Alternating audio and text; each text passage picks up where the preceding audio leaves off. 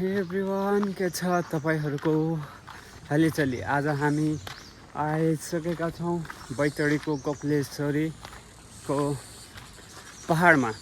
अनि आज हामी जाँदैछौँ हाम्रो अङ्कलजीको डेली लाइफको माछा मार्ने मिसनमा। अनि हामी हिजो राति अङ्कलले जाल हालेका थिए होइन। अनि आज हामी जाल गाड्न जाँदैछौँ। एकछिनपछि हाम्रो 10-15 मिनट लाग्छ त्यो जाल निकाल्ने ठाउँबाट। त्यो खोलामा हाम्रो अङ्कलजी के भन्नुहुन्छ अङ्कल?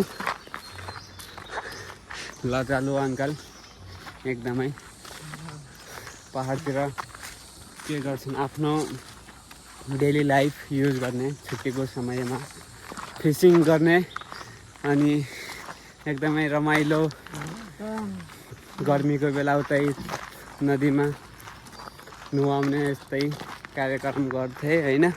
आज हामी पुगिसकेका छौँ। अब देमाणोका खोला होइन माछा मार्न जाँदैछौँ। अनि यो हाम्रो अङ्कलजी यस्तै छ। अब एकछिनपछि उतै खोलामा गएर भेटौँला है। अहिलेको लागि नै यति नै। फेरि एकपल्ट हामी आइसकेका छौँ। अनि यो पहाडको एकदमै भिरको काठमा हिँड्दै हामी मिसनमा पुगिसकेका छौँ। अनि आज हाम्रो अब 2-3 मिनट धेरै होइन, यस्तो भिरालो जग्गामा आएर होइन, यस्तो यहाँ खस्यो भने सिधै तल्लो झारीमा पुगिन्छ। हेर, यो हो सिस्नोको बोट, जसले यो शरीरमा लाग्यो भने यसले पुरै खुजुली एकदमै पोल्छ क्या। त्यस्तो हो, एकदमै रमाइलो। अब यताको बाटो भनेको यस्तै हो, एकदमै रमाइलो। एकचोटि सिनेमेटिकमा अब तपाईँहरूलाई इन्जोय गराउँछु, हेर्नु होला।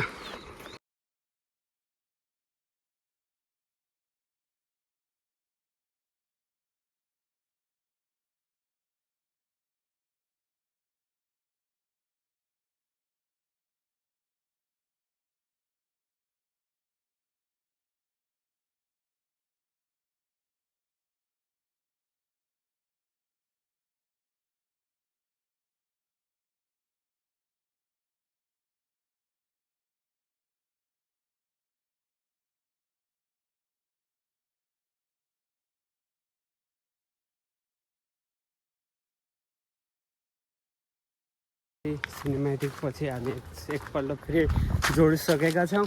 अनि यही हो देवगाड, सरी योभन्दा चाहिँ मैले भनेको थिएँ देवमाणोको खोलामा होइन, यो हो देवगाड मन्दिर होइन।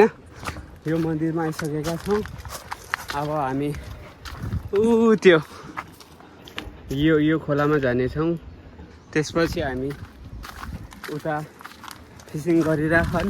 को हो के हो त्यति थाहा छैन, उता को हो। फेरि हाम्रो अङ्कलको जाल काटिदियो भने त फेरि बिजौक हुन्छ।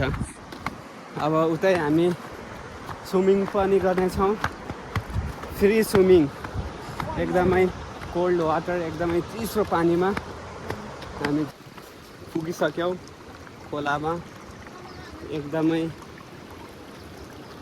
अब यो यता हेर फिसहरू, यस्तो पानी छ। अब हामी जाँदैछौँ माछा निकाल्न। यताबाट चिप्ल्यो भने अस्ति म चिप्लेको थिएँ, एकदमै बचेको थिएँ। अब हामीहरू कहाँदेखि जाने सोचिरहेछौँ। यस्तो छ पर, अब उतै भेटौँला एकछिनमा। फाइनली हाम्रो जाल पनि लागिसक्यो। अब जाल तान्दैछन्, जालमा के आउँछ हेर्नु होला।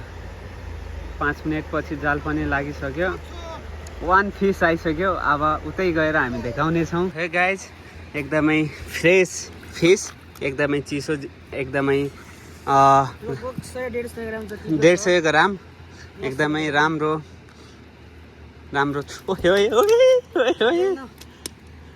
यो छेउमा लगेर यसको एकदमै चिफलो एकदमै यति चिसो छ कि अब के भनौँ फ्रिजमा यो यसको फन्दा यस्तरी लाग्छ यो हेर ब्लोड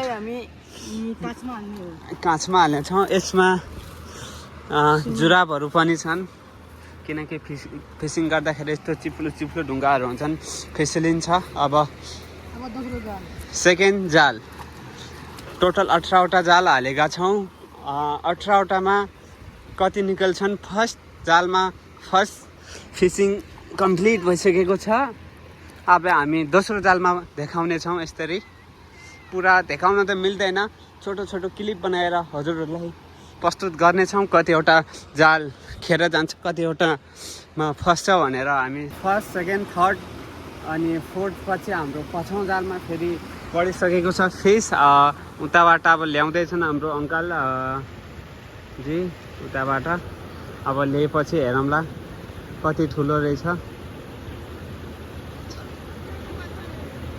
एकदमै सानो पहिलोमा सबैभन्दा ठुलो परेको थियो अब सबैभन्दा सानो फिस परेको छ सायद ओइ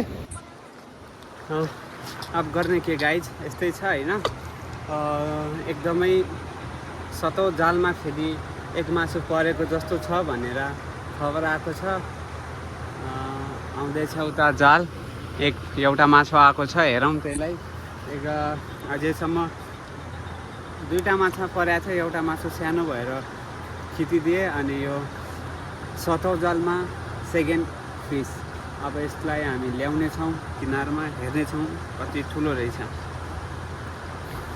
उता ढुङ्गा बाँधेर हाल्छन् जाललाई अब त्यो निकालेर ल्याउँदैछन् एकदमै रमाइलो सिन मेरो पछाडिको भ्यू कस्तो देखिरहेको छ एकदमै क्लिनिङ पारामा हेरौँ है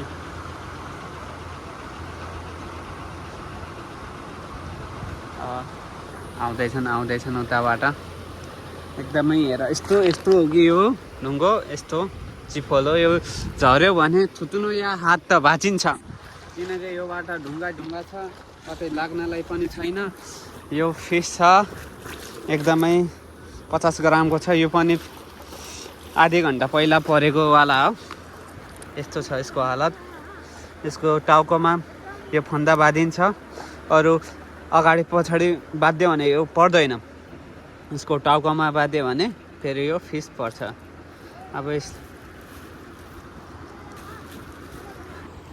एकदमै अब लामो समयपछि यो 11 यो 12 जालमा फेरि एकपल्ट हामी चेक गर्दैछौँ कति फिस परेका छन् दुईटा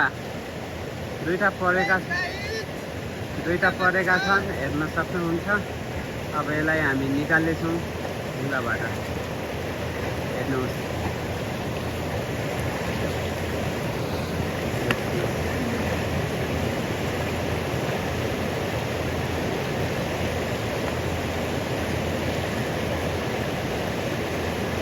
त्यो हाम्रो अगाडिको जालबाट हाम्रो तीनवटा माछाहरू मिसिङ भएको थियो यो हेर्नुहोस्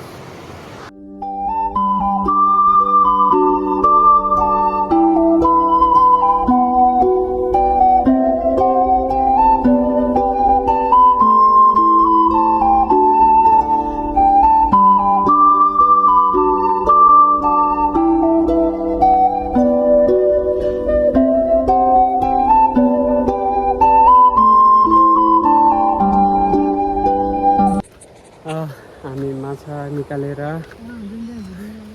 घर जाँदैछौँ होइन अब एकदमै उकालो एकदमै यस्तो बाटो छ क्या यस्तो हेर यस्तो बाटो छ अनि आपत पनि आउँछ यस्तोमा हिँड्नलाई यस्तै हो पानी पर्यो भने माथिबाट माटो निक्लेर आउँछ यस्तो छ यहाँको बाटो यो माथि यो हाम्रो घर जाने बाटो बट यो बाटो पनि गयो भने पनि पुगिन्छ यो बाटो गयो भने पनि पुगिन्छ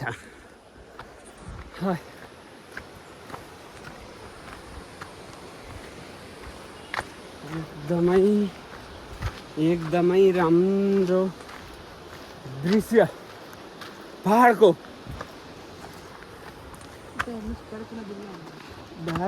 कहाँको यो दार्चुला होइन, यो हो नागेनको गाउँको पल्लो गाउँ। यस्तै छ ल, अहिले बेसी नै थाक्यो अब।